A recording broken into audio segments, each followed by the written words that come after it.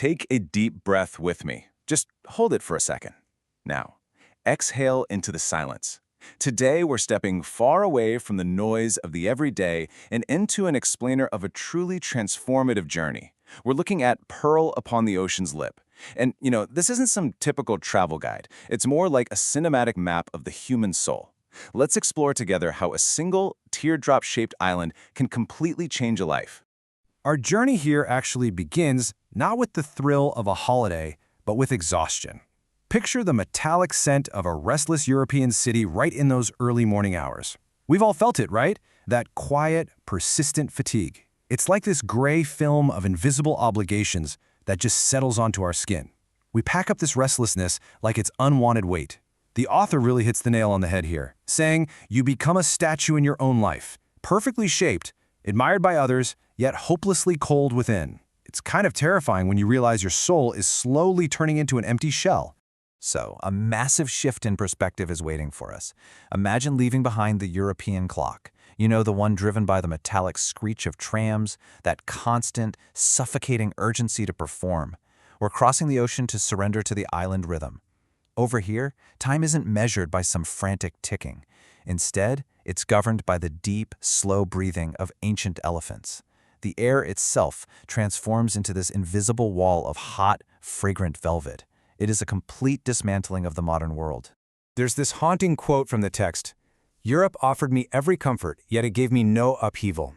And I realized that without upheaval, the soul cannot change. Think about that for a second. A totally safe, predictable life, it just hardens us.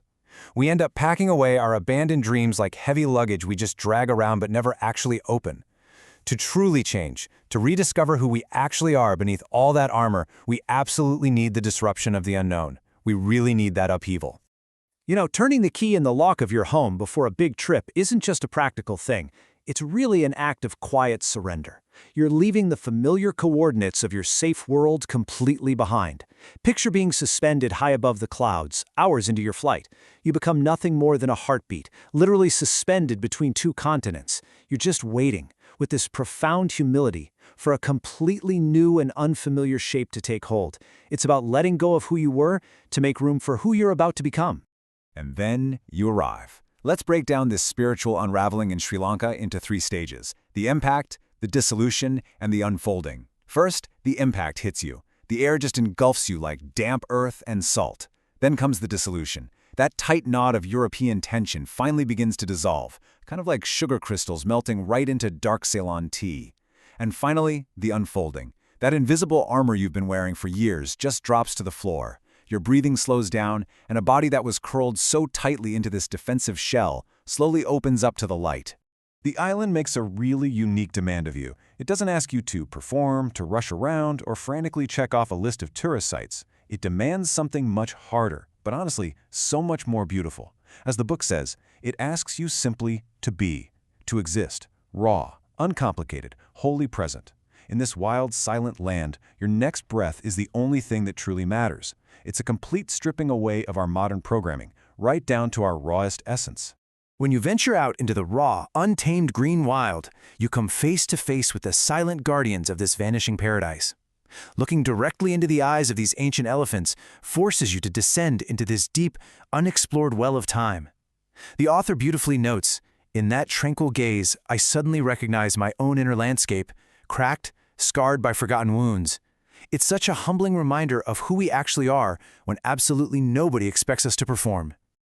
Deep in the jungle twilight, you'll hear the cries of peacocks. They're harsh, raw, and urgent, which is this jarring contrast to the impossible visual beauty of their feathers, right? But this contradiction reveals a really profound truth. The text says, "Beauty does not have to comfort us in order to be true. Truth often has to tear us apart before it can set us free. Raw nature exists to unsettle us. It strips away all our false certainties so we can finally, actually, become ourselves." As we journey upward into the Central Highlands, that restless heat of the coast just fades away. Up here, wrapped in cool morning mist, time isn't measured by the ticking of a clock anymore. It's measured by changing light, drifting clouds, and the incredibly graceful movement of hands. Tea is not manufactured here. It is patiently revealed. Isn't that beautiful? The entire world up there just moves at the unhurried speed of unfolding nature. Climbing the ancient peaks of this landscape teaches you some profound humility. We aren't climbing just to conquer a summit. We're actually climbing to leave something behind.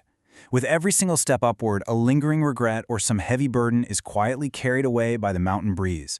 We learn that silence is not empty, it's concentrated time.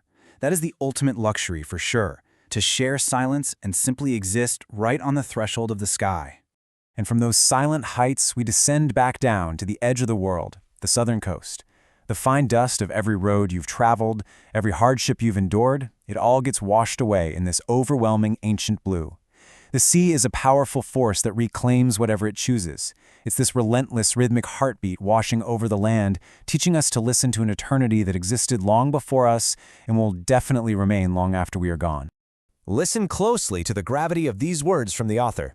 Perhaps we do not travel in order to see the world. Perhaps we cross half the globe simply to catch sight of our true selves in a light so fierce, so uncompromising, so honest that it leaves nowhere left to hide. This is it. This is the exact moment you lay down your heavy armor, when you finally stop fighting the current and you completely surrender to the wonder of it all. But away from those crashing, untamed waves, we find another, much quieter face of the island. If you venture just a little inland, you discover these motionless, silent lakes. It's like an immense mirror woven from reeds and the whisper of wings.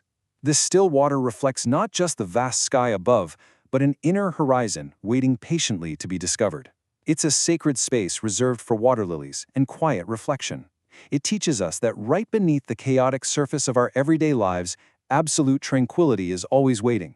Through this absolute stillness, you realize that life's deepest truths aren't found in learned books or busy packed schedules. As the book beautifully puts it, where the waves wash the shore, the salt of memory slowly dissolves into the quiet peace of the soul. Those truths are carried endlessly in the sound of breaking waves. With every incoming tide, your inner restlessness is just carried right out to sea, leaving only salt upon your skin and a truly unshakable peace. You see, the island gently but persistently wears away the sharp edges of your past to clear a silent, sacred space. A space so perfectly still that you can finally hear the quiet footsteps of someone waiting for you. The author shares a beautiful dedication to a new life, to Varunka, the one who first drew breath within my heart between the waves of the Indian Ocean, long before she took her first breath in this world. Out here, solitude transforms into an unbreakable bond. This whole journey we've been unpacking, it's a living testimony to the quiet power of a new beginning, from the heavy exhaustion of a soul turned to stone to a profound internal rebirth. So I have to ask you, if you were to stand on the edge of that vast, ancient ocean today, what heavy armor are you prepared to lay down? What will you leave behind on the shore to clear the space for your own new beginning? Pearl Upon the Ocean's Lip, The Island That Gave Me More, by Monika Škubalová, available on Amazon. Take just one more deep breath of that fragrant, hot air with me. Let the silence settle in. And when you're ready, it's time to begin your own journey.